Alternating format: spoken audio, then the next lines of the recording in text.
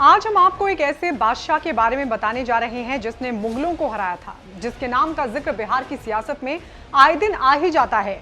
बिहार के मुख्यमंत्री नीतीश कुमार ने एक बार कहा था कि शेरशाह सूरी मेरे आदर्श हैं, उनसे मुझे प्रेरणा मिलती है। तो वहीं बिहार के पूर्व मुख्यमंत्री जीतन राम मांझी ने कहा था कि मैं शेरशाह सूरी की तरह हूं, कम समय में मैंने भी बहुत काम किए हैं। अब क्योंकि शेरशाह का जन्म बिहार में ही हुआ था, इसलिए बिहार की सियासत में उसका जिक्र आ ही जाता है। वो बात अलग है कि सब अपने अपने तरीके से शेरशाह को देखते हैं, लेकिन शेरशाह को लेकर जानकारों ने क्या लिखा है, वो बातें जो शेरशाह सूरी को लेकर प्रचलित हैं, आज कुछ ऐसे ही किस्से और बातें हम आपको बताने जा रहे हैं।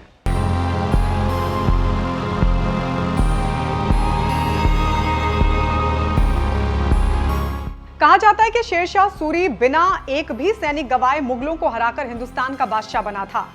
यह भी कहा जाता है कि शेरशाह सूरी की गिनती उन बादशाहों में होती है जिनके साथ इतिहास ने कभी न्याय नहीं किया।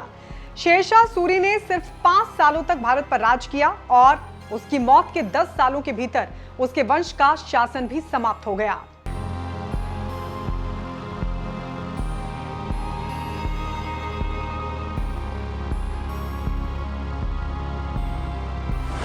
धार्मिक सौहार्द पर जोर।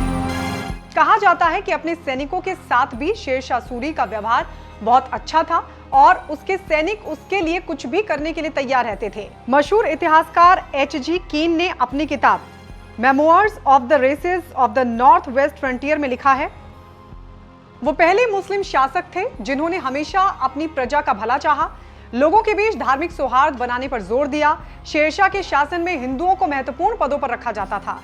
शेरशाह सूरी के सबसे प्रिय जनरल ब्रह्मजीत गौर थे, जिन्हें उसने चौसा और बिलग्राम की लड़ाई के बाद हुमायूं का पीछा करने के लिए भेजा था। शेरशाह की सोच थी कि सरकार को हमेशा अपनी प्रजा के बीच लोकप्रिय होना चाहिए। शेरशाह ने कई सड़कें और सराय बनवाई। शेरशाह दूरदर्शी व्यक्ति बताया जाता है। शेरशाह ने 4 बड़ी सड़कें बनवाई थी, जिनमें सबसे बड़ी थी ढाका के पास सोनार गांव से सिंधु नदी तक की 1500 किलोमीटर लंबी सड़क, जिसे आज जीटी रोड कहा जाता है, जो पेशावर से लेकर कलकत्ता तक था। उस वक्त ये बहुत ही बड़ी बात थी और इससे ट्रांसपोर्ट और व्यापार काफी बढ़ गया था। इसके अलावा हर 2 कोस पर लोगों के ठहरने के लिए सराय बनवाई। शेरशाह के प्रशासन की सफलता में इन सड़कों और सरायों ने अहम भूमिका निभाई। शेरशाह की सरकार शेरशाह पर ही केंद्रित थी। बताया जाता है कि शेरशाह की सरकार पूरी तरह से एक व्यक्ति की सरकार थी। अपनी किताब तारीख़ शेरशाही में अब्बास सरवानी लिखते हैं, शेरशाह अपने राज्य के वित्तीय मामलों को खुद देखता था। रोज उसका हर मंत्री हर काम का विवरण उसे देता था। नीतिगत मामलों के सारे तार खुद शेरशाह के हाथों में होते थे। सैनिक मामलों पर भी शेरशाह सूरी की पूरी पकड़ थी। अपने हर सैनिक का वेतन वो खुद तय करता था और हर सैनिक को उसकी क्षमता और गुण के आधार पर वेतन दिया जाता था। कई बातें हैं जो शेरशाह सूरी के बारे में, उसके शासन के बारे में कही जाती हैं। बताया जाता है कि कलिंजर के किले के घेराव के दौरान शेरशाह आग से जल गया था। नवंबर 1544 में शेरशाह ने कलिंजर पर डेरा डाला था। वहां के शासक कीरत सिंह ने शेरशाह के आदेश के खिलाफ रीवा के महाराजा वीरभान सिंह वघेला को शरण दे रखी थी। महीनों तक घेराबंदी लगी रही, पर कलिंजर का किला बहुत मजबूत था। अंत में शेरशाह ने गोला बारूद के प्रयोग का आदेश दिया।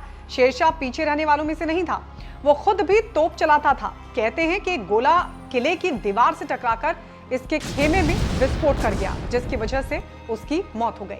लेकिन मरते मरते शेरशाह ने किला फतह किया। जानकार अब्बास सरवानी शेरशाह के बारे में लिखते हैं, शेरशाह के सैनिक चींटियों और टिड्डियों की तरह किले पर टूट पड़े। जब भी शेरशाह को होश आता, वो चिल्लाकर अपने सैनिकों को किले पर कब्जा करने के लिए प्रोत्साहित करता। अगर कोई उसे देखने आता तो वो कहता, यहाँ अपना वक्त बर्बाद करने के बजाय लड़ने जाओ। कुछ देर बाद शेरशाह की सेना किले में घुसने में कामयाब हो गई। जैसे ही शेरशाह को जीत की खबर सुनाई दी तो उसके चेहरे पर खुशी और संतोष के भाव उभर आए, लेकिन कुछ ही क्षणों में उसने दम तोड़ दिया। शेरशाह की मौत के 5वें दिन उसका दूसरा बेटा जलाल खां कलिंजर पहुंचा, जहां उसे हिंदुस्तान के बादशाह की गद्दी पर बिठाया गया। शेरशाह को कलिंजर के पास एक जगह लालगढ़ में दफना दिया गया। बाद में सासाराम में शेरशाह के शव को मकबरे में ले जाया गया।